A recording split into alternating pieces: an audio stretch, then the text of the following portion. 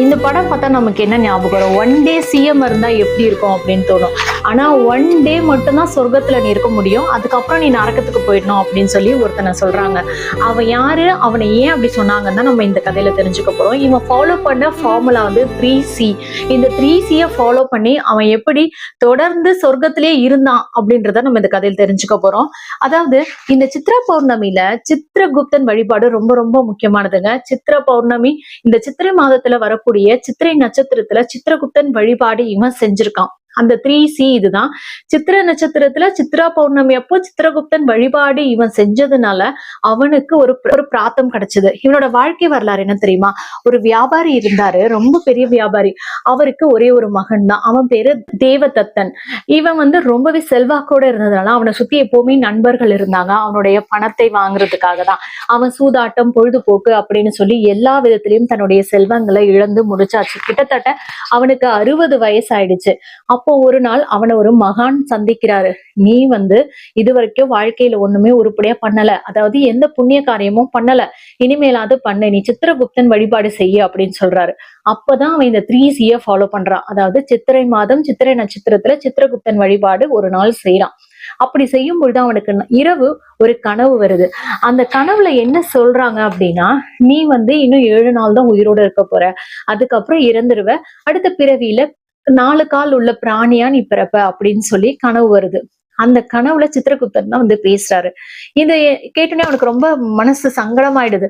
என்னடா நம்ம ஒரு புண்ணியம் கூட பண்ணலையா அப்படின்னு சொல்லி. அப்ப இன்னும் 7 நாள் இருக்கு, அதுக்குள்ள நீ ஏதாவது செய்ய அப்படின்னு சொல்லி ஒரு குளம் வெட்ட சொல்றாரு. ஆனா அந்த குளம் வெட்டி முடிக்கிறதுக்கு 6 நாள் ஆயிடுது. 7வது நாள் வந்துருச்சு. அதுக்குள்ள கொஞ்சோண்டு தண்ணி தான் வந்திருக்கு. இன்னும் ஊறணும், குளத்துல இருந்து தண்ணி கொஞ்சம் தான் வந்திருக்கு. இப்ப வந்து 7வது நாள் வந்துருச்சு இல்லையா, அவன் இறந்துட்டான், மேலோகத்துக்கு போயிட்டான். இப்ப அவன் கணக்கு எடுத்து பாக்குறாங்க யம தர்மராஜா. அப்ப சித்திரகுப்தன் கிட்ட கேட்கும் பொழுது அவர் யமதர்மன் கிட்ட சொல்றாரு, இவன் வந்து இது வரைக்கும் எந்த புண்ணியமும் பண்ணல, ஆனா ஒரு குளம் வெட்டியிருக்கான், அந்த குளத்துல ஒரே ஒரு மாடு தண்ணி குடிச்சிட்டு இருக்கு அப்படின்னு சொல்லி சித்திரகுப்தன் யமதர்மராஜா கிட்ட சொல்றாரு. அப்போ ஒரு நாள் மட்டும் நீ சொர்க்கத்துல தங்கிக்கலாம் அப்படின்னு சொல்லி சொல்றாரு. அடுத்த நாள் நீ வந்து நரகத்துக்கு போயிடணும் அப்படின்னு சொல்லி யமதர்மராஜா சொல்றாரு.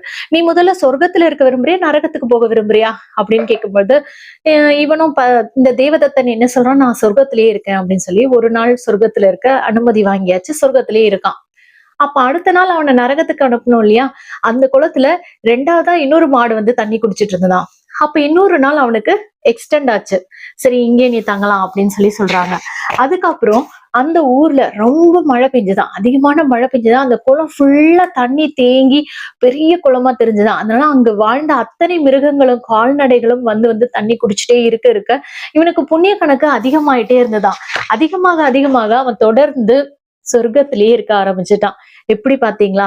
சித்திரகுப்தனோட ஒரே ஒரு நாள் வழிபாடுதான் அவனோட வாழ்க்கையே மாற்றி அமைச்சது. இந்த சித்ரா பௌர்ணமியில சித்திரை நட்சத்திரத்துல நம்ம சித்திரகுப்தன் வழிபாடு செய்யறது மூலமா நம்மளுடைய பாவ கணக்கெல்லாம் குறைச்சு புண்ணிய கணக்கை அதிகப்படுத்திக்க முடியும் அப்படின்றது தாங்க ஐதீகம். சொர்க்கத்துக்கு போறோமோ நரகத்துக்கு போறோமோ இதெல்லாம் தாண்டி நம்ம செய்யக்கூடிய ஒவ்வொரு செயல்களையும் இறைவன்ற ஒருத்தவர் பார்த்துக்கிட்டு தான் இருக்காரு அப்படின்ற எண்ணம் நம்மளுக்குள்ள இருந்தாலே போதும், நம்ம எந்த பாவ காரியங்களும் செய்ய மாட்டோம். நீங்க புண்ணியம் தரதா நினைக்கக்கூடிய செயல் எந்த செயல் நீங்க நினைக்கிறீங்க? புண்ணியம் எனக்கு செய்யணும் அப்படின்னு சொல்லி நீங்க செய்யக்கூடிய செயல் என்ன அப்படின்றத கமெண்ட்ல சொல்லுங்க ஃப்ரெண்ட்ஸ். வெயிட் நம்மள ஒரு எறும்பு கடிச்சா நம்ம என்ன பண்ணுவோம், அப்படியே நசுக்கி கொன்னுடும். ஒரு கொசு கடிச்சா அவ்வளவுதான், எல்லாரையும் மர்டர் பண்ணிடும். அப்படி செய்யும் பொழுது நமக்கு நிறைய பாவங்கள்லாம் செய்யறது இல்ல. இந்த பாவத்துல எல்லாம் இருந்து விடுபடணும் அப்படின்னா நம்ம இந்த 3C ஃபாலோ பண்ணா போதும். 3C, இந்த C இல்ல, இந்த C. அதாவது சித்திர மாதம் வரக்கூடிய சித்ரா பௌர்ணமியில அவதாரம் செய்தவர் தான் இந்த சித்திரகுப்தன். இவரை வழிபாடு செய்யறதன் மூலமா நம்மளுடைய பாவங்களை எல்லாம் குறைத்து புண்ணியங்களை அதிகப்படுத்த முடியும். அது எப்படி அப்படின்னா, ஒரு மனிதனோட வாழ்க்கையில அவன் எவ்வளவு பாவம் பண்ணா எவ்வளவு புண்ணியம் பண்ணா அப்படின்னு கணக்கிட்டு யம தர்ம ராஜா கிட்ட சொல்ற வேலையை செய்யறவர் தான் சித்திரகுப்தன். இவர் எப்படி அவதாரம் செய்தாரு அப்படின்னா, கைலாயத்துல ஒரு முறை பார்வதி தேவி ஒரு ஆண் குழந்தைய ஓவியமா தீட்டி கொண்டு வந்தாங்களாம். அப்ப அதை சிவபெருமான் பார்க்கும் பொழுது யமதர்மனுக்கு கணக்காளராக எழுதுவதற்கு ஆள் இல்லாமல் மிகவும் கஷ்டப்பட்டு கொண்டிருக்கான், அவனுக்கு ஒரு ஆளை கொடுக்க வேண்டும் அப்படின்னு சொல்லி இந்த ஓவியத்துக்கு தன்னுடைய மூச்சு காற்றை கொடுத்து உயிர் கொடுத்தாராம்.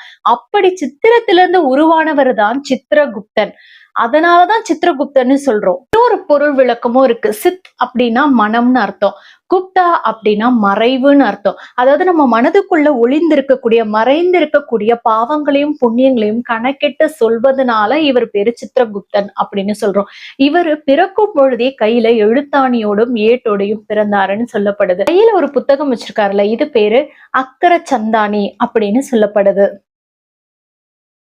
இந்த சித்ராகுப்த இந்த சித்திரகுப்தன் வழிபாடு ஏன் நம்ம எல்லாம் செய்யணும் அப்படின்னா, நம்ம செய்யக்கூடிய ஒவ்வொரு செயல்களையும் நம்மளுக்கு மேலான ஒரு சக்தி கவனிச்சுட்டு தான் இருக்கு அப்படின்றத நம்ம என்னைக்கும் மறக்க கூடாது. அப்படி மறக்காம இருந்தாலே நம்ம எந்த பாவங்களும் செய்ய போறதில்ல. இவ்வளவு சித்திரகுப்தன் வழிபாடு செஞ்சு நம்மளுடைய பாவங்களை எல்லாம் குறைத்து கொண்டு புண்ணியங்களை அதிகப்படுத்தணும் அப்படின்றதுக்காக தான் இந்த காணொலியை நான் பதிவிட்டிருக்கேன். சித்ரா பௌர்ணமிக்கு நீங்க எந்த கோவிலுக்கு போவீங்க அப்படின்றத கமெண்ட்ல சொல்ல மறந்துடாதீங்க ஃப்ரெண்ட்ஸ். சித்திரகுப்தனுக்கு தனியா எங்கேயும் கோவில் இல்ல. எக்ஸப்ட் காஞ்சிபுரம்ல ஒரு கோவில் இருக்கு. அப்புறம் சிதம்பரம் நடராஜர் கோவில்ல ஒரு தனி கோவில் இருக்கு. அதனால நீங்க அவரை வழிபாடு செய்யணும்னா இந்த திருத்தலங்களுக்கு போய் அவர் கண்டிப்பா இந்த நல்ல நாள்ல வழிபாடு செஞ்சு நம்மளுடைய பாவங்களின் அளவை குறைச்சுக்கணும் அப்படின்றதுக்காக தான் இந்த காணொலியை நான் உங்களுக்காக பதிவிட்டிருக்கேன். நன்றி, வணக்கம். அன்பே சிவம்.